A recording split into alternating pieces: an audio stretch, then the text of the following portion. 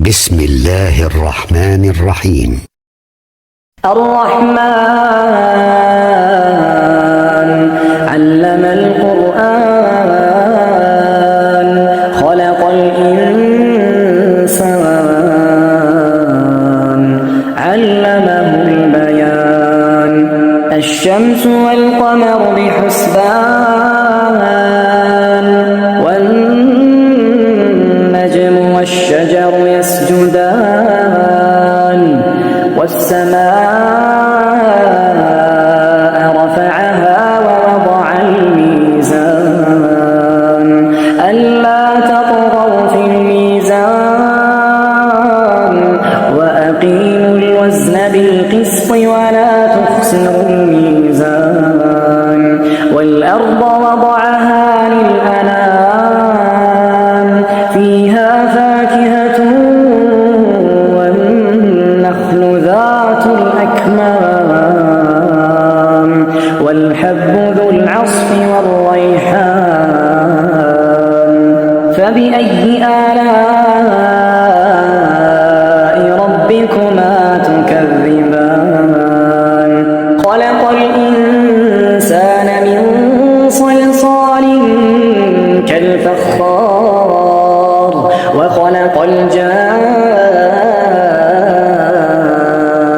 الجان من مارج من نار فبأي آلاء ربكما تكذبان رب المشرقين ورب المغربين فبأي آلاء ربكما تكذبان مرج البحرين يلتقيان بينهما برزخ لا يبغيان فبأي آلاء ربكما تكذبان يخرج منهما اللؤلؤ والمرجان فبأي آلاء ربكما تكذبان وله الجوار المنشآت في البحر كالأعلام فبأي آلاء ربكما تكذبان كل من عليها فان كل من عليها فان ويبقى وجه ربك ذو الجلال والإكرام فبأي آلاء ربكما تكذبان يسأله من في السماوات والأرض كل يوم هو في شأن فبأي آلاء ربكما تكذبان سنفرغ لكم أيها الثقلان فبأي آلاء ربكما تكذبان يا معشر الجن والإنس إن استطعتم أن تنفذوا من أقطار السماوات والأرض فانفذوا لا تنفذون إلا بسلطان فبأي آلاء ربكما تكذبان يرسل عليكما شواظ من نار ونحاس فلا تنتصران فبأي آلاء ربكما تكذبان فإذا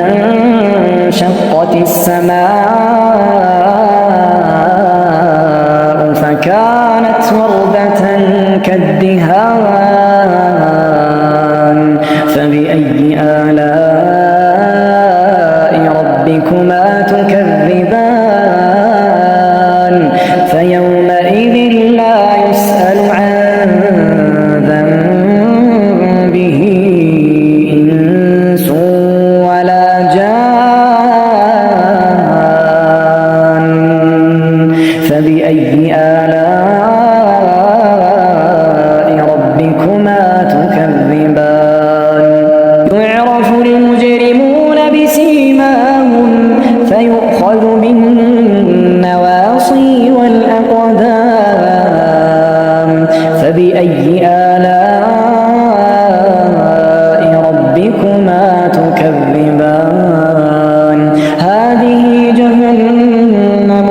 يكذب بها المجرمون يطوفون بينها وبين حميم آن فبأي آلاء ربكما تكذبان ولمن خاف مقام ربه جنتان فبأي آلاء ربكما تكذبان ذواتا أفنان فبأي آلاء ربكما تكذبان فيهما عينان تجريان فبأي آلاء ربكما تكذبان فيهما من كل فاكهة زوجان فبأي آلاء ربكما تكذبان متكئين على فرش بطائنها من استبرق وجنى الجنتين دان فبأي آلاء ربكما تكذبان فيهن قاصرات الطرف لم يطمثهن إنس قبلهم ولا جان فبأي آلاء ربكما تكذبان كأنهن الياقوت والمرجان فبأي آلاء ربكما تكذبان هل جزاء الإحسان إلا الإحسان فبأي آلاء ربكما تكذبان ومن دونهما جنتان فبأي آلاء ربكما تكذبان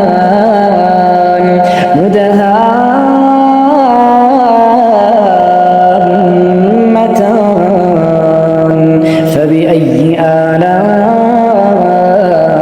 ربكما تكذبان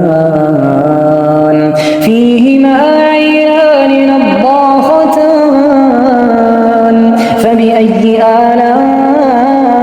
ربكما تكذبان فيهما فاكهة ونخل ورمان فبأي آلاء ربكما تكذبان فيهن خيرات حسان فبأي آلاء ربكما تكذبان حور مقصورات في الخيام فبأي آلاء ربكما تكذبان لم يطمثهن إنس قبلهم ولا جان